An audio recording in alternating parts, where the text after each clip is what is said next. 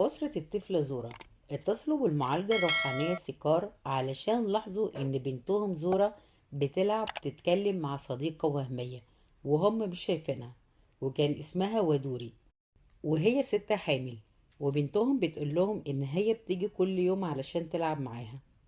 فهم جابوا سيكار علشان تعرف هي فعلا بتشوف حد قدامها ولا هي مجرد بتتخيل بس.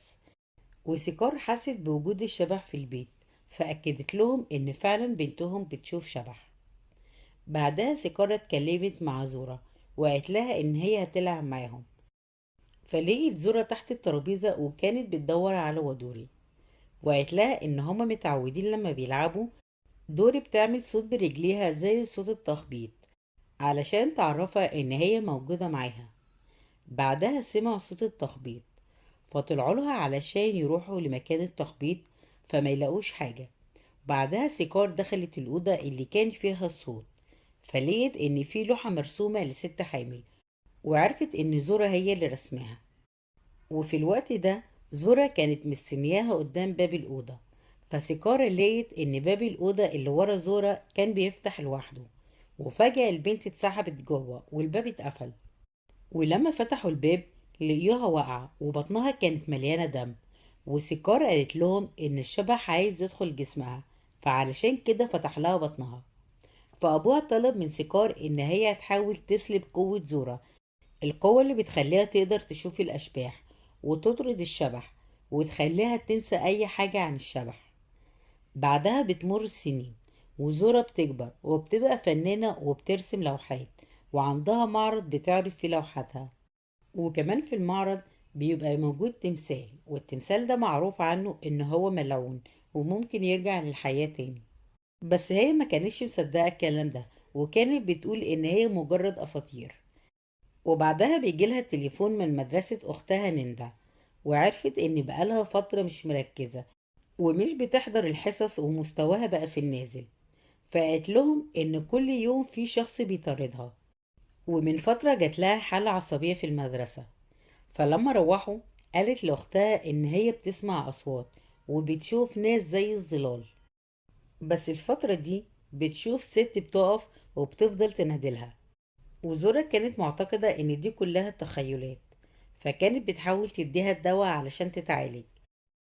ونيندا فكرتها من سنة لما كانوا مسافرين بالعربية هي وأبوها وأمها، وحلمت إن هم عملوا حادثة. فلما فاقت طلبت من أبوها كتير إن هو يوقف العربية، بس هو ما كانش راضي. وفعلا عملوا حادثة، وأمها وأبوها ماتوا فيها، ومن يومها وهي بتشوف الأشباح. بعدها أكاسا خطيب زورا اقترح عليهم إن طالما العلاج مش جايب نتيجة، ليه ما يفكروش يروحوا لعالمة روحانية يمكن تقدر تساعدهم. بس زورا كانت رافضة الفكرة، فهو حاول يقنعها وجاب لها كتاب تقراه بيتكلم على مشكلة أختها. فلما ناموا نيندا سمعت أصوات، وكان في حد بينادى عليها. بعدين ظهرت لها الشبح، فخافت وصوتت، فاختها والشغالين سمعوها وبعدين راحوا لها، فقالت لهم على اللي هي شافته. بس لما زورا راحت علشان تشوف الست اللي شافتها ما لقيتش فيه حد.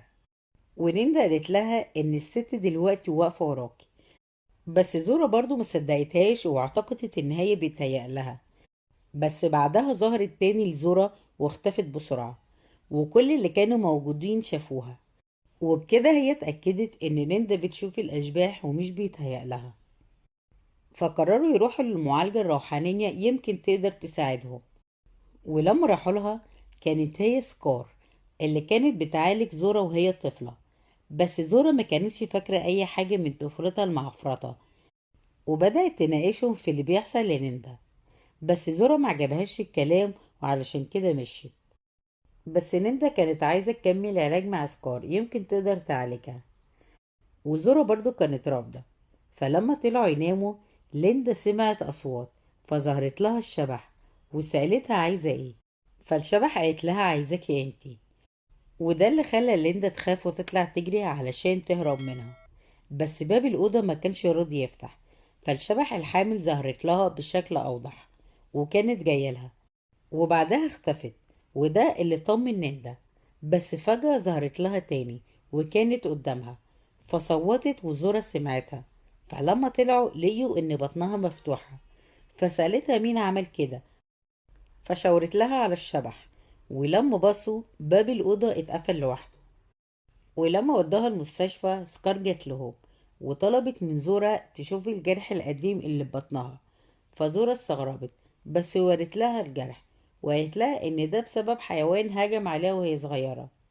سكار قالت لها لا دي مش الحقيقة، وسكار عرفتها الحقيقة وقالت لها ان الجرح ده بسبب الشبح، وان هي عالجتها وهي طفلة، وبعدها خلتها تنسى اي حاجة حصلت لها زمان بسبب الشبح. ووريتهم لوحة الست الحامل اللي زورا كانت رسمها زمان لما كانت طفلة، وعرفوا ان هي دي اللي بتظهر لنيندا. فقالت لهم ان هي مش هتقدر تقضي على الشبح دلوقتي، لان الشبح بقى اقوى من زمان، ولازم زورا تساعدهم في ده. بس هيبقى في خطورة عليها، لان الشبح ممكن يسكن جسد زورا. وبعد ما نيندا خرجت من المستشفى الشبح ظهر لها التاني، فخافت ودخلت عند اختها وقفلت الباب بالمفتاح. فلقوا ان الباب في حد بيحاول يفتحه، ونيندا من خوفها استخبت تحت اللحاف. وزورا لقيت ان الباب اتفتح ومحدش كان واقف. بعدها الشبح ظهر لنيندا تحت اللحاف، وفجأة اتسحبت لبره الأوضة والباب اتقفل. فلما زورا جريت وراهم ما لقيتهاش ولا لقيت الشبح، ولقيت ان في دم على الأرض. بعدها لقيت نيندا مستخبية، فراحوا لسكارة علشان تساعدهم. فقالت لهم الحل الوحيد اللي هيقدروا يعملوه علشان يعالجوا ليندا ان هي هترجع لزورا قوتها في رؤية الاشباح، بس للأسف مش هتقدر تعالجها من كده، وهتفضل القوة دي عندها. وزورا وافقت وبدأوا جلسة العلاج. وبعدين بدأت تشوف ماضيها كله، فشافت يوم ولادتها، وبعدها شافت يوم مسكرة عالجتها وخدت منها قوة رؤية الأشباح. بعدها زورا فقدت الوعي وغمى عليها، ولما فاقت جات لها مكالمة من المعرض إن في لوحة فيها مشكلة ولازم تيجي تظبطها علشان هتتباع بكرة. فلما راحت لقيت إن في راجل واقف، فراحت تقوله إن هما حاليا قافلين، بس ما كانش بيرد عليها. فلما قربت منه اتفاجئت إن الراجل مش ظاهر في المراية، ولما بصلها لقيت إن هو ما عندوش عيون ووشه كأنه شبح، وكان بيصرخ بصوت مرعب. فخافت وجريت وكانت بتحاول ان هي تخرج، بس الابواب كلها ما كانتش بتفتح، وكان بيقرب منها اكتر. فقدرت ان هي تهرب منه واستخبت. بعدها سمعت صوت بينادلها، وكان التمثال الملعون اللي موجود في المعرض، فكان معاها في الأوضة. بعدها بدأ يتحرك وكان جايلها، فخافت وهربت منه وقدرت ان هي تستخبى. بعدها اعتقدت ان هو جايلها، بس بعدها لقيت ان اللي جالها اختها وخطيبها، فخدوها وراحوا لسكار. فعرفوا منها ان الشبح اللي لابسهم قوي وصعب هزيمته.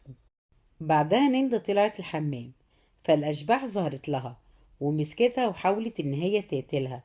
فلما صرخت طلعوا لها ولقيوا ان الشبح مسيطر عليها وكان عايز يقتلها. وسكار حاولت ان هي تسيطر عليه، فقدرت تسيطر عليها وكانت حاسة بوجود الشبح في كل مكان، وكانت بتطلب منها ان هي تواجهها. فجت لها وسيطرت على بنتها إلما ورمتها من الشباك وقتلتها. وبعدها نيندا دخلت في غيبوبة. وزورا قالت لهم ان الشبح ودوري لما كانت ماسكة نيندا في الحمام عرفت منها ان اللي هي بتعمله ده مرتبط بعيلتها. فزورا عملت جلسة علشان تشوف الماضي، وشافت ان جدتها وجدها عملوا صفقة مع الشيطان علشان يبقى معاهم ثروة كبيرة وفلوس كتير ويفضلوا أغنياء طول العمر. ومش هما بس، وكمان أحفادهم وكل الأجيال بتاع أحفادهم اللي جاية. بس الشيطان شرط عليهم إن هما يقدموا له قربان ست حامل. فجدتها راحت تدور على طلب الشيطان ولقيت ويدوري، وكانت حامل في الشهر السابع. فخطفتها وقدمتها قربان للشيطان علشان يحقق طلبهم. علشان كده هي رجعت علشان تنتقم من العيلة كلها. وزورا بتكمل في الماضي، فشافت ان جدتها كانت قاعدة، فزارت لها ويدوري علشان تدخل في جسمها. فجدتها علشان تمنعها تعمل كده انتحرت. فالشبح قررت ان هي تنتقم منهم وتمس احفادها. فبعدها خلصوا الجلسة وروحوا. فوهي قاعدة شافت في حد ماشي، ولما راحت له لقيت ان هو السيد اجوس، ابو خطيبها اكاس اللي مات من فترة، وكان وشه مشوه وما فيهوش عيون. فشافت ماضيه وعرفت ان هو كان واقف، وشاف جاره السيد ادي اللي هو يبقى جد زورا، وكان ماشي في الغابة. فمشي وراه علشان يعرف هو رايح فين. فشاف ادي وهو بيعبد الشيطان، وكان بيجدد العهد معاه على القربان المدفون في حديقة البيت. وادي حس بوجوده، فجري وراه وقتله علشان ما يقولش لحد على اللي شافه. فسكار قالت لهم ان طالما عرفنا جدك دافن ودوري فين، يبقى لازم نجيب الجثة وندمر اللي باقي منها علشان يقدروا يقضوا على الشبح. بس لازم ده يتم قبل الساعة 11 النهاردة، علشان النهاردة ليلة اكتمال القمر، وهيتجدد العهد مع الشيطان الساعة 11. وأكاسا راح يخرج الباقي من الجثة وخدها ورجع. وهو راجع عمل حادثة، وهما كانوا بيحاولوا يكلموه بس هو ما كانش بيرد. بعدها كانت الساعة قربت على 11، فبدأت الأشباح تحضر، وجات لهم ودخلت جسم زورة. فبدأت إن هي تتشنج، والشبح كان بيسيطر عليها. بعدها رجعت زورة لشكلها العادي، بس بصوت الشبح وبكلام الشبح. وفي الناحية التانية أكاسا كان بيحاول إن هو يشد حيله ويكلمهم، بس الشبكة كانت ضعيفة.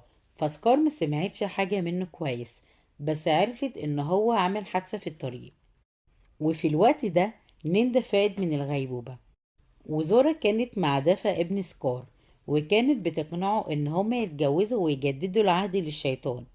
فهو وقعها وحاول ان هو يسيطر عليها.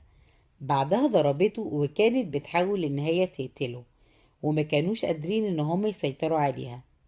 فنيندا راحت لأسكا علشان تجيب باقي الجثة علشان يلحقوا يحرقوها.